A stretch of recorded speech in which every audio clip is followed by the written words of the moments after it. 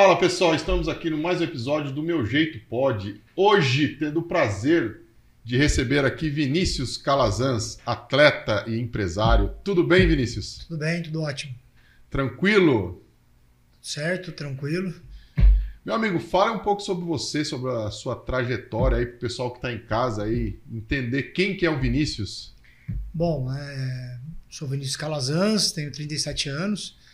Comecei no esporte bem cedo, comecei no judô, na primeira modalidade, né? Tinha 3 anos de idade, então era numa escolha, né? O pai levava e tinha que fazer, não tinha muita opção. Minha família toda aí vem do esporte, para quem conhece, já ouviu falar o nome Calazans, né? Sabe que a gente é das lutas, das artes marciais há muito tempo.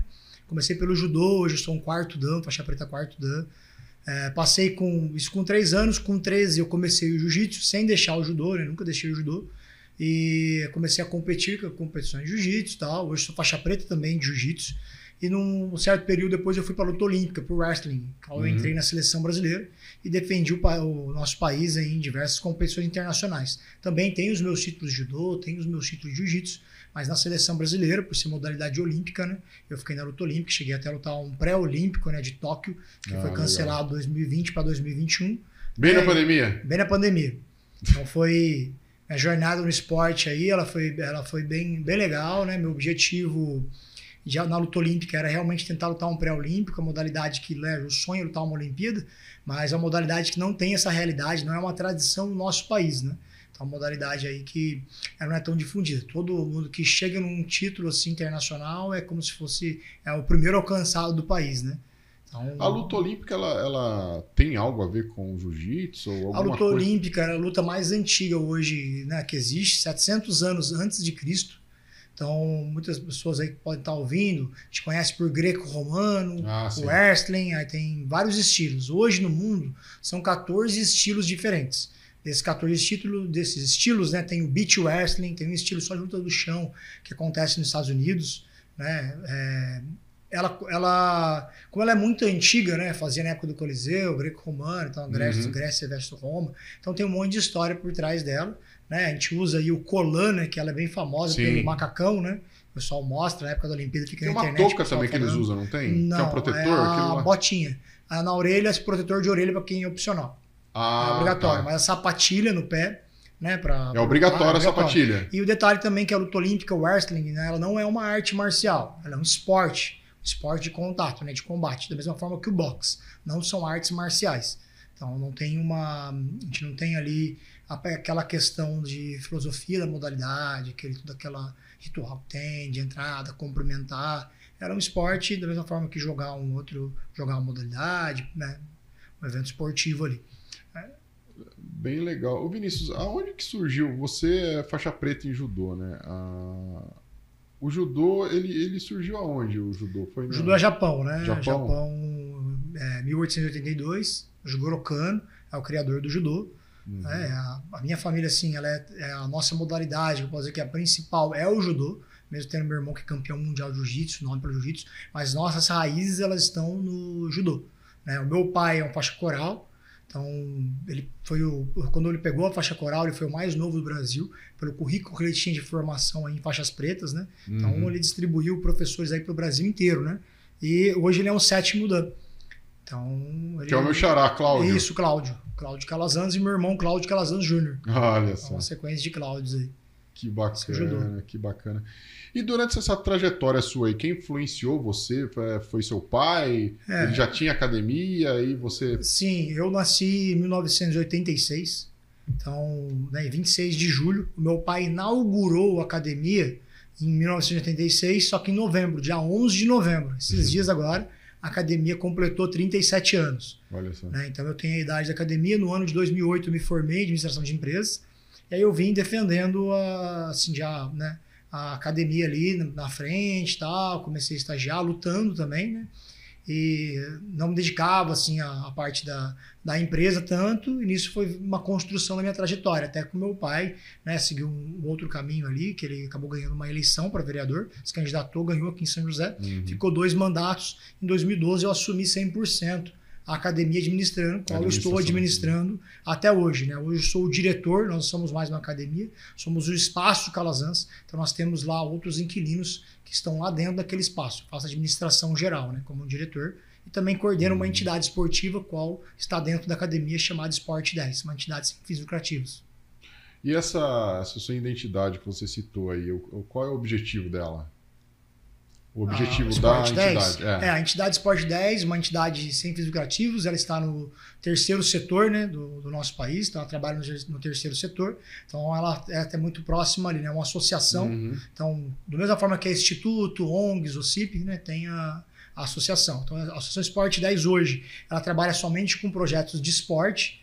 Então, as modalidades que nós administramos tem uma captação de recurso ou doação ou patrocínios, né, parcerias e tal. Assim que funciona. Hoje nós estamos aí realizando 3 projetos de lutas entre judô, jiu-jitsu e wrestling, né, projetos fortes. Nós temos aí a atleta Laís Nunes, atual campeã dos Jogos Pan-Americanos aqui de São José dos Campos. Então ela acho que foi a única medalha de ouro aqui de São José. Então ela acabou de ganhar, né? Tem a possibilidade dela ir para Paris também em 2024, na Olimpíada, próximo ano. Então uma atleta muito forte. Diversos outros atletas que treinam com a gente, representando a Sport 10. A entidade Sport 10 ela é uma entidade que ela pode fazer uma parceria diretamente com o governo, né? O governo, o primeiro setor, né, que é definido pelo Estado, né, pelo governo, o segundo setor as empresas, empresários, qual paga o imposto do primeiro, e o terceiro setor ele vem ajudar o primeiro. Então o terceiro setor ele pode captar o recurso de impostos do segundo para ajudar o primeiro setor a trabalhar nessa parte de filantropia. A ideia é que uma entidade esportiva ela não pode ter lucros, né? Eu não posso ter um prolabore, nada disso. Lá eu sou um coordenador, tem a presidência e tem a nossa diretoria.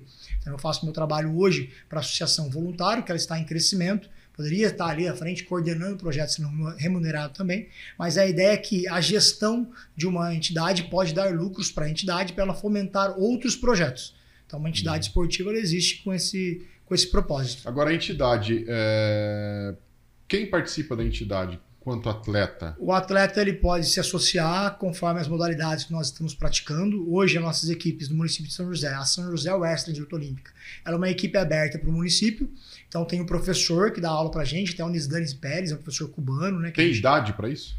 A gente tem a parte de iniciação. Tá. Então a iniciação vai participar do programa Atleta Cidadão, que é junto com a prefeitura, que acontece junto com a gente. Então a gente tem no Jiu-Jitsu nossos projetos que ficam no Campo dos Alemães. Então pode ir lá criança, 4, 5 anos, né, para treinar no alto rendimento, que é o que acontece na Calazans, ele tem que passar por um processo de formação para ele vir se adequar, porque as equipes elas são equipes de competição.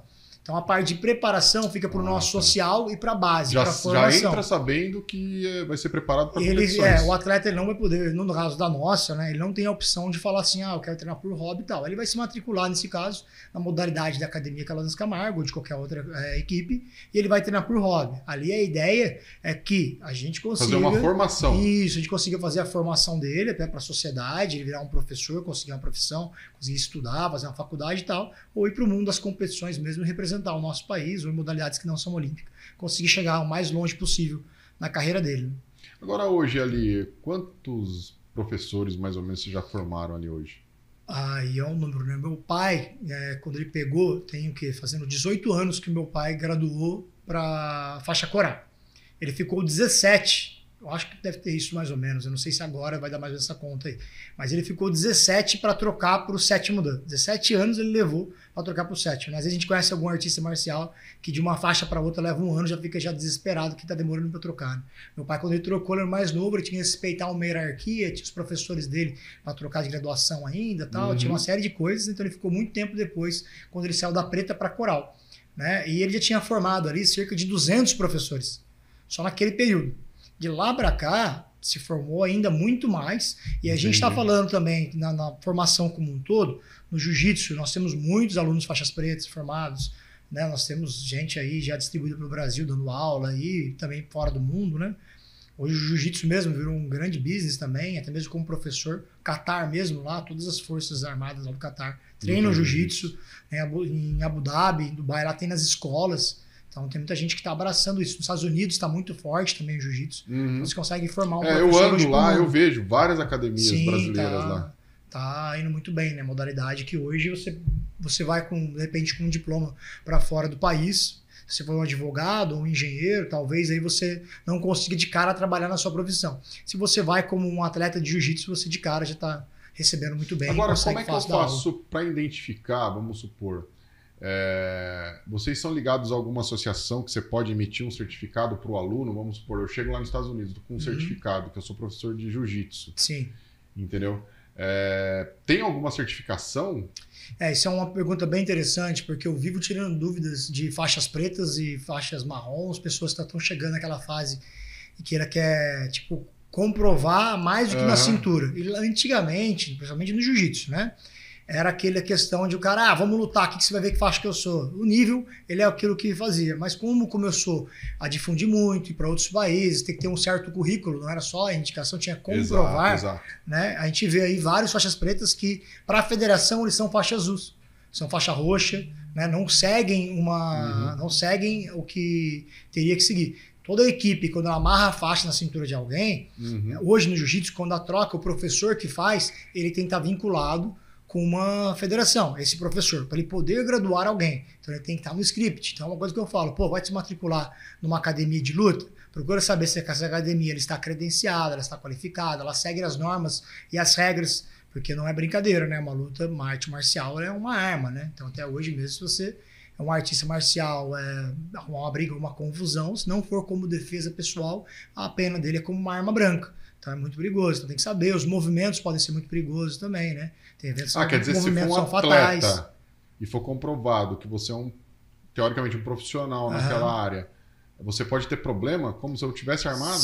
Como se estivesse com uma faca, uma arma branca, né? Então você vai, lógico que aquele momento, se for gravado, o jeito que aconteceu, que chegar com as testemunhas, né, para o judiciário, eles vão avaliar aquela situação e vão ver como que aconteceu. Se você utilizou o de arte marcial de uma forma excessiva, não foi como uma defesa pessoal, não foi para imobilizar, você usou para agredir alguém, chegar aí hoje arrumar uma confusão, usar um mata-leão como conhecido, né? Sim. Chegar um mata-leão e desmaiar alguém, se a pessoa não acordar e não tiver uma técnica para fazer isso acontecer, ela pode falecer. Então, isso daí é considerado um crime, né? Então tem que saber também como usar. É aí que acontece, na pergunta anterior. Se o seu professor ele não está credenciado, você também não vai poder certificar a sua faixa.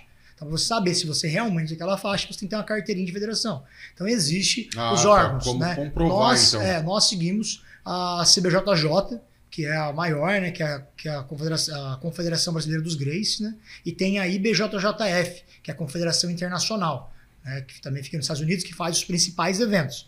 Então, em cima disso, quando você vai fazer alguns atletas nossos, quando vão preencher currículo para dar aula fora do país.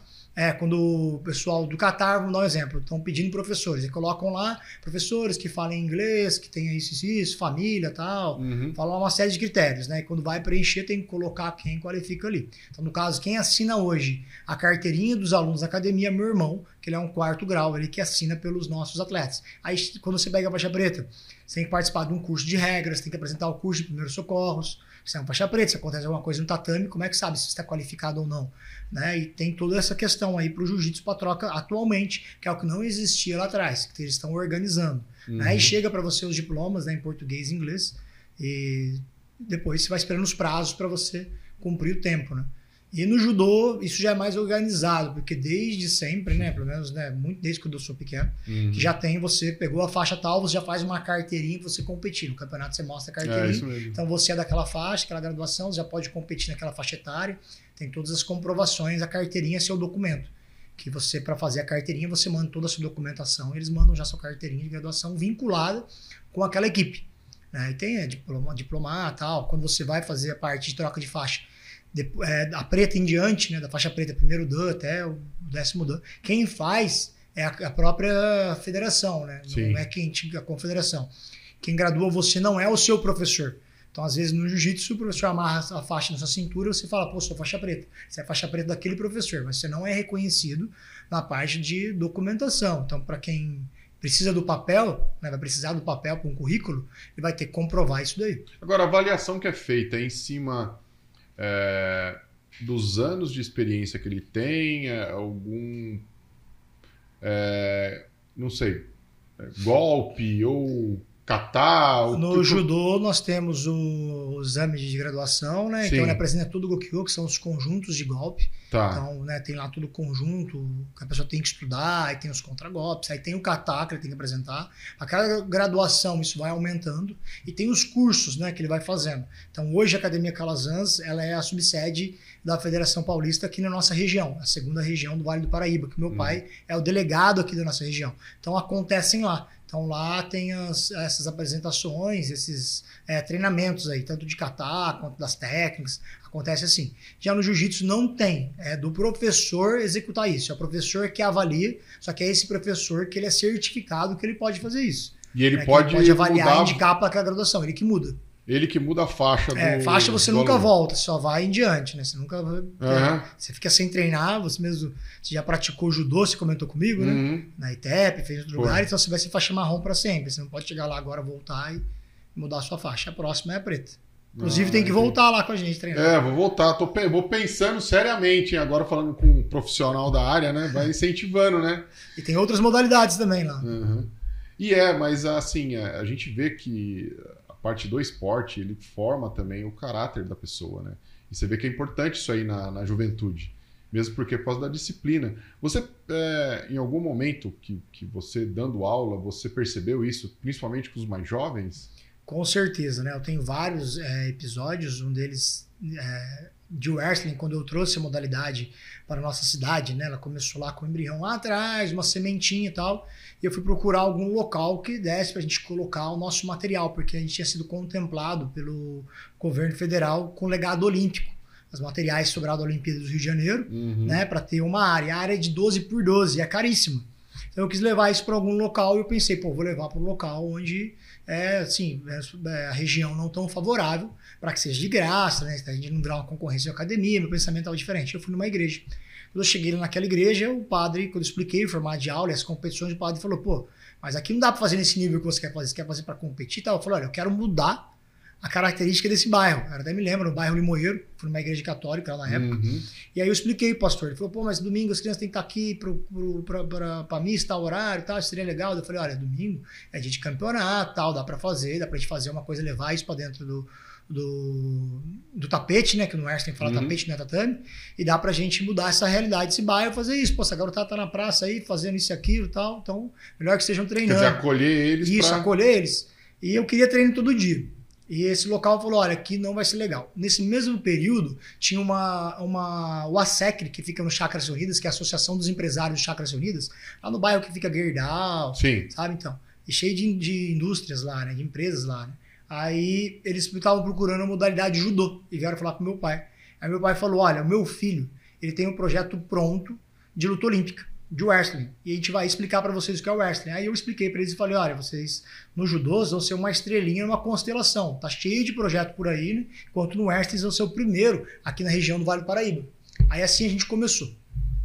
Entre os empresários, eu já logo fechei ali um patrocínio para que todas as empresas participassem, a gente conseguisse manter o uniforme, barrinha de cereal pós-treino, uma maçã, professores recebendo para poder dar aula e tal, e tinha uma grade bem grande.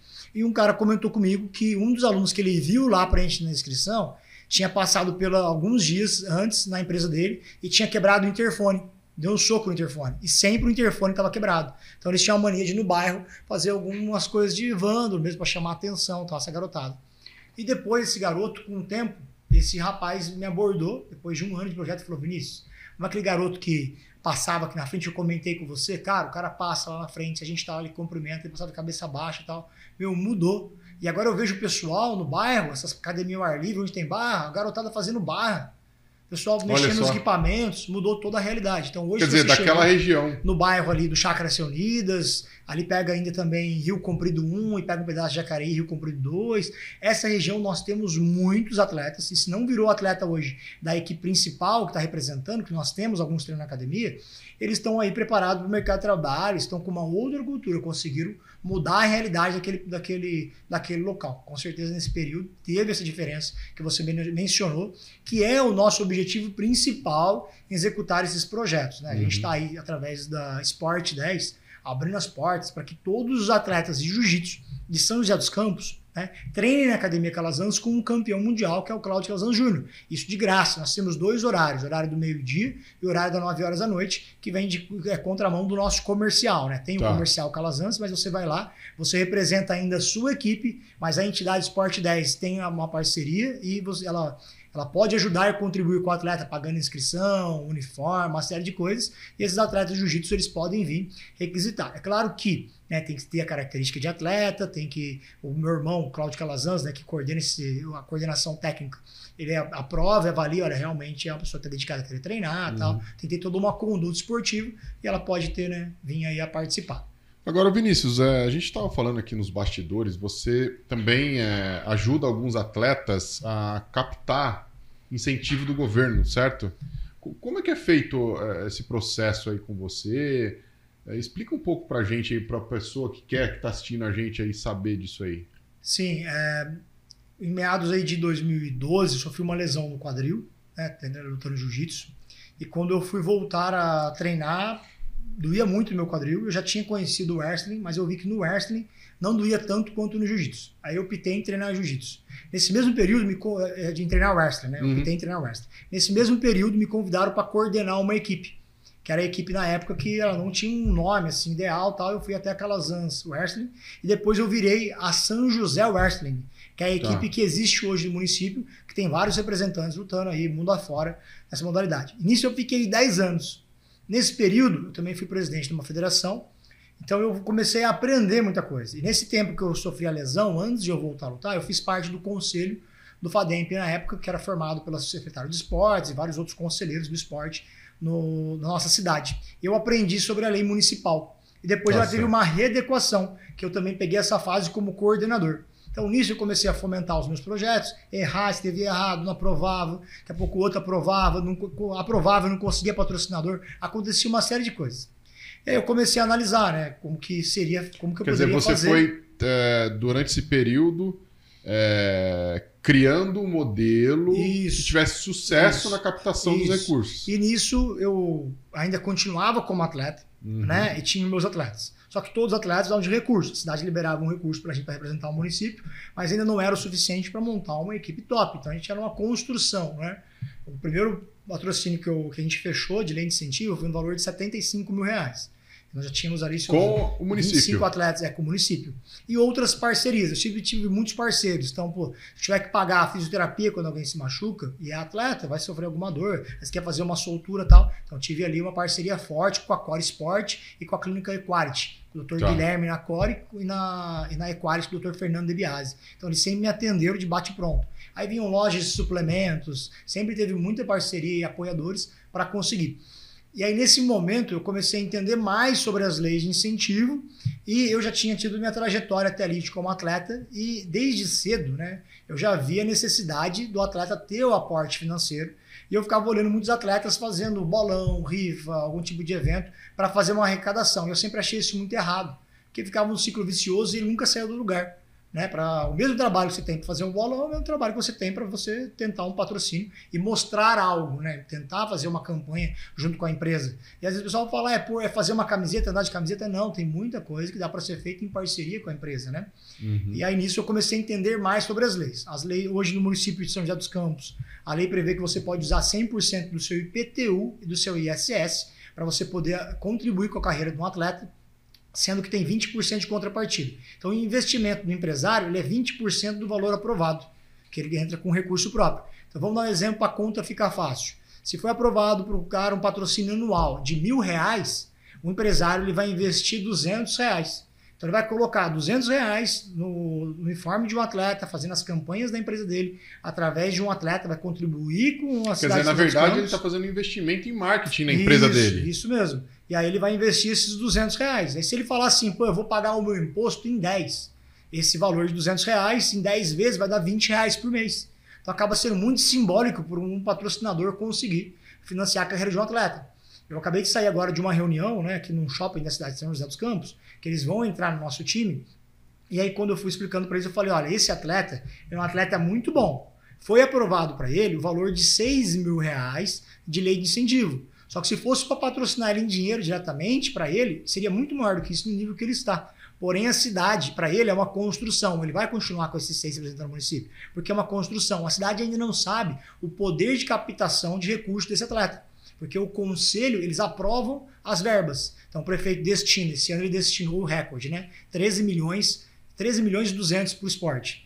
Então, teve lá a abertura de inscrição, começa geralmente no mês de agosto, aí eles dão a resposta de que projeto que foi aprovado e quem não foi aprovado, com quais foram os erros que cometeram naquele projeto para não ser aprovado, e aí começa o processo de captação. Os atletas vão atrás dos patrocinadores. Tem vários atletas que não conseguem aí esse dinheiro, se eles aprovam um valor muito alto para alguém que eles não conhecem ainda, esse cara não conhece, ele tira de alguém. Então, no começo, você sempre entra num valor baixo. E esse atleta, ele custaria para o shopping R$1.000 por mês.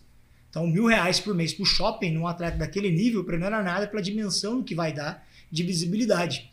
Né? Que a gente vai fazer muitas coisas junto com esse shopping, parceria. Nós temos um patrocínio bem forte já há muitos anos também, com a Vinac Consórcios, sempre através da lei de incentivo fiscal. Pode-se usar tanto o IPTU quanto o ISS. Né? E aí existem as leis estaduais, existe a lei do governo federal, uma série de coisas que eu ensino e eu explico para entidades esportivas como que faz para captar esse recurso, como que faz para preencher projetos, né? Ensino atletas aí de uma forma geral. Agora, Vinícius, o valor do patrocínio depende muito do que o atleta já desempenhou na sua trajetória? O que ele já conquistou, na verdade? Sim, né? O atleta com muito título, quanto mais pesado ele fica, né? Então você vai ver aí hoje, dá um exemplo no futebol, né? Quanto que é para se patrocinar o Neymar, né? Então é muito dinheiro. É lógico que eu estou falando aqui de modalidades que como não são vistas no nosso país como o vôlei e como o futebol, que tem muita vitrine. Né? A grande mídia está ali mostrando toda hora, então tem muitos patrocinadores, muitos investimentos em cima daquilo. Estou falando de modalidades que o atleta tem uma outra realidade, principalmente as modalidades individuais. Né? Você tem uma equipe, porém você luta sozinho dentro do tatame, você não entra com um time todo, né? Então sua visão ela é um pouco diferente. Né? Então não tem assim, não é muito comum tantas pessoas patrocinarem então, com valores tão altos quanto existe nesses outros esportes. Então, quando a gente fala de alguns valores para um atleta, 40, 50 mil, é um valor que é um valor muito atraente, é muito bacana, para o atleta só competir, né? Fazendo um marketing para aquela empresa. Isso pode acontecer? Acontece, mas como que a empresa ela define quanto que ela vai patrocinar aquele atleta? Você começa pelo resultado, né? Então, o resultado daquele atleta e o que ele pode dar de campanha para você. Porque basicamente quanto que é o meu caixa de marketing e quanto que esse atleta me atende. Se eu quero fazer o meu marketing... Qual é a projeção que ele pode dar pra gente? A projeção. Pô, mas eu tenho interesse em fazer mais campanhas sociais, eu tenho interesse em fazer arrecadação de material material no inverno, campanha do agasalho, eu tenho intenção de fazer uma campanha de doação de sangue. Esse atleta, ele pode fazer um comercial falando desse assunto. É um atleta que ele é um espelho, é uma vitrine, uma celebridade, tem um perfil de atleta e ele vai ser... Quer dizer, vai usar a imagem dele em prol daquela causa. Então, vamos dar um exemplo. Hoje você vai pegar aí a Laís Nunes, acabou de ganhar o campeonato pan-americano.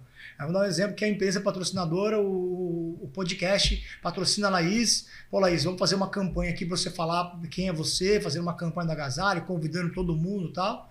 Ela é uma atleta que poderia fazer isso e a empresa ganharia muito com isso. Né? Então eu sempre coloco para a empresa, o atleta imaginar como um empresário. Pô, coloca na cabeça agora como se você fosse ele e ele olhando para você agora e ver o que você poderia atender. Se você colocar lá que ele vai pôr um logo no seu uniforme, um pet no seu kimono, ele vai falar, pô, então isso para mim não adianta nada. Ele vai lutar lá, sei lá, em Miami, quem tá vendo minha empresa de trabalho aqui no Vale do Paraíba, em São José. De repente é uma escola, que aluno que vai entrar na escola. Mas quais campanhas, se você é da cidade, você pode fazer junto com aquela empresa?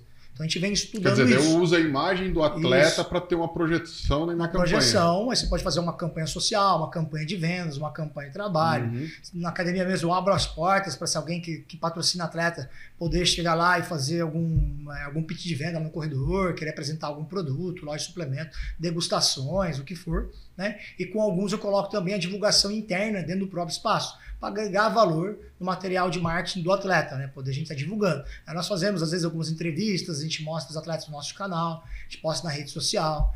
Eu ensino os atletas a criar ali o destaque, colocar o destaque dele, apoiadores, parcerias, a movimentar a rede social dele. Isso. Legal. Você vai no o seu patrocinador, fazer uma visita, mostrar a medalha para ele, pegar na mão e apertar é uma coisa. Agora você pegar a sua medalha e colocar no pescoço do patrocinador, ele pegar aquele negócio de ouro, que de repente, da mesma forma que você já treinou, mas você não levou essa vida de atleta, e você, nossa, relembra de uma sensação boa que você já teve no passado, você gosta daquilo e você começa a fazer parte do trabalho. Você deixa de ser um cara que está ajudando um atleta. Você faz parte daquilo, da vitória dele. E o cara também, um atleta, saber usar as palavras. Que ele vai chegar para um profissional desse e vai falar, tamo junto, se não fosse por você, eu não teria chegado nesse resultado. Né? Agora a gente vai para mais outro, meu próximo campeonato é tal. Ganhou, manda uma foto, não ficar cheio de conversa, né? Pegar lá, manda uma foto, um agradecimento. Você pode fazer lá a impressão, não é tão comum, né, imprimir uma foto, mas você pode ir lá imprimir uma foto, colocar a dedicatória e falar a nossa conquista em tal campeonato e colocar no prédio do cara para alguém entregar. Vai estar na mesa dele, ele vai olhar e vai guardar aquilo. Você começa a sentir parte, ele vai lembrar de você no final do ano e vai renovar esse patrocínio com você. Então essas coisas que eu venho aí ensinando os atletas, né? O meu primeiro mesmo patrocínio, eu nem sabia pedir patrocínio. Eu tinha aí 15 anos, foi da Barão Veículos, uma empresa aqui de São José dos Campos, que é aqui na Avenida Paraibuna. Eu estava na escola, uma menina comentou comigo, a Aline, grande amiga de escola, comentou comigo ali no primeiro colegial, que a mãe dela tinha uma loja de carros junto com o primo, se não me engano, e que ele praticava jiu-jitsu. Eu falei, caramba, tô precisando de alguém para contribuir com a minha carreira no treino. Comentei com ela, ela falou, pô, dá uma passada lá, quem sabe, né? Aí esse quem sabe virou meu primeiro patrocínio. Olha Quando eu tinha 15 anos, R$50 fazia a diferença. Com certeza. Porque a inscrição do campeonato era R$10. Exatamente. E eu estava aqui na região e ainda dava para tomar um açaí. Então era muito bom. Mas para isso eu tive que ir lá, botar a cara, né? Mas sempre no início, tanto é que você lembra o nome do estabelecimento, né? Que é o Barão. Entendeu? E eu mesmo procuro, eu tenho também lutadores na família que inclusive já participou e participa inclusive no Taekwondo. Ele participa e ele treina na Dragões aqui. E sempre quando a mãe dele pede alguma coisa, fala, não, tá aqui, entendeu? É um patrocínio que a gente dá, entendeu? Porque é um apadrinhamento, né? Exato, é um entendeu? patrocínio, né? Por quê? Porque a gente sabe que a vida de atleta não é fácil, entendeu? E você fica muito no limiar ali de desistir ou ir em frente. Uhum. E às vezes um incentivo que para você, na sua percepção, é um valor até que baixo, mas para ele é muito, entendeu? Sim. Exatamente, né? Quando eu falei aqui hoje, né? Acabei de falar aqui que eu tive meu primeiro patrocínio da Barão Veículos. Mas se for parar para pensar, meu primeiro patrocínio foi meu pai e minha mãe. Então eles, né, financiavam nossas despesas na competição toda, né? Alimentação, transporte, inscrição de campeonato, e até mesmo a nossa suplementação, alimentação. Imagina em casa, 3 marmanjos, uma escadinha. Então a gente era uma escadinha, se eu estava ali com 12, era 13, 14. Então ali já virando dragão, comendo pra caramba, tal, e o pai ali, e sempre que ia pagar a competição, os 3 treinavam, então era pros 3. Então a partir da hora que eu consegui lá ter meu primeiro recurso, já fiquei feliz da vida. E o meu irmão, que tem um currículo bem maior que o meu, de repente ainda não tinha o seu patrocínio, né? Não tinha levado, não teve coragem de pedir e tal, e ficou naquela. Hoje ele tem vários patrocinadores, as marcas vêm até atrás dele, né? Então ele hoje vive do jiu-jitsu, né? O jiu-jitsu hoje virou um business, né? Então ele consegue, né, um atleta consolidado, mas também defende todos os títulos que existem na modalidade, né? Mas lá atrás, essa não foi a realidade. Hoje a projeção, principalmente do jiu-jitsu, ela está muito grande, né? Sim. Bem que você falou anteriormente, você entra em qualquer país através do jiu-jitsu. Sim. Entendeu? E também, essa parte do esporte, ele abre muitas portas também, né? Eu acho que eu vi no seu áudio que você mandou pra gente que você fez administração, né? E você, na verdade, fez administração através do esporte. Isso. Né? Fiz faculdade de administração na Unip, que eu sou muito grato.